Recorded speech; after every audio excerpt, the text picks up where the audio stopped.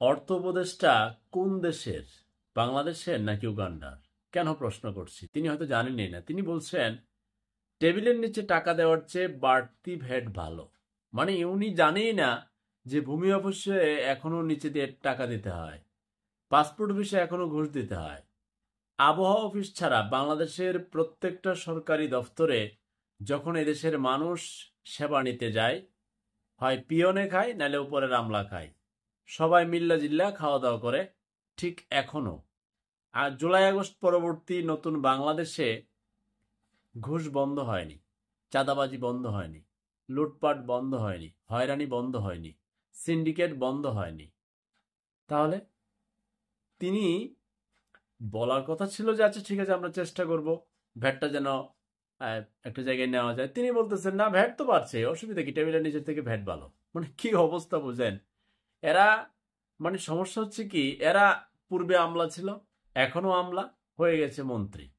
এখন সে তো মাঠ পর্যায়ে জানে না যে অবস্থা কি দাঁড়িয়েছে। একজন মনিহারি দোকানদার আমাকে বলতেছে, ভাই ওই যে বিস্কুট কোম্পানির নানান লোকজন এসে বলতেছে যে আগের মাল যা আছে গোডাউনে শেষ হয়ে গেছে, শেষ হয়ে যেতেছে, নতুন দাম কিন্তু পড়তেছে। কেন?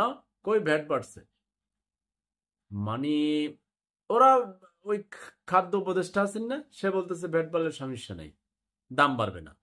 এদের মস্তিষ্ক এই পর্যন্তই। ওরা ওই এসি রুমে বসছে, এসি রুমে বাড়ি, এসি রুমের গাড়ি, সব এসি। এরা আর এই মাঠ পর্যায়ের খবর জানে না।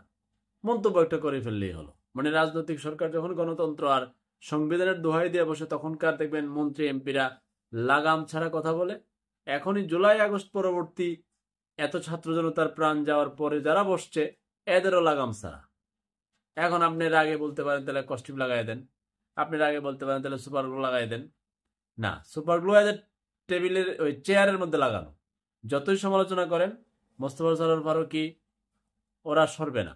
ওরা ওদের মতো আছে। আসিফ নজরুল স্যার আছেন, এখন ওনাকে রেখেই সিন্ডিকেট করে বিমানের টিকিটের দাম বেড়ে গেছে। ওনাকে রেখেই এখনো প্রবাসে যেতে হলে 6 লাখ, 5 লাখ, 5.5 লাখ লাগে। তাহলে ওনার দরকারটা কি? উনি ঢাকা বিশ্ববিদ্যালয়ে শিক্ষকতা করুক, যদি না পারে, না পারলে বলবে তো যে কোন কোন মা বাবা তাদেরকে সমস্যা করে, এটাও বলবে না, পুরনো বাংলাদেশে থেকে যাবে। তো পুরনো বাংলাদেশে যদি থাকবে, তাহলে এতগুলো প্রাণ এমনি গেল। ওদের আত্মার গোপন অভিশাপের তাপে মাওয়ার একটাও শান্তিতে থাকতে পারবে না। মন্ত্রী, না আমলা, না উপদেষ্টা, না রাজনৈতিক ব্যক্তিত্ব, নেতা মেতা কাম আমলা যা আছে সব মাওয়ার পুরা অশান্তিতে থাকবি। কারণ ওই প্রাণগুলো সত্যিকার অর্থে দেশকে ভালোবেসে, দেশে মনে করেছিল একটা নতুন বাংলাদেশ হোক, সাম্যের বাংলাদেশ, সততার বাংলাদেশ, ঘুষমুক্ত বাংলাদেশ, দুর্নীতিমুক্ত বাংলাদেশ, হয়রানি মুক্ত বাংলাদেশ, রাজনৈতিক প্রতিহিংসা মুক্ত বাংলাদেশ। কিন্তু কিছুই হচ্ছে না। হবে বলে আশা রাখি। সবাই ভালো থাকুন।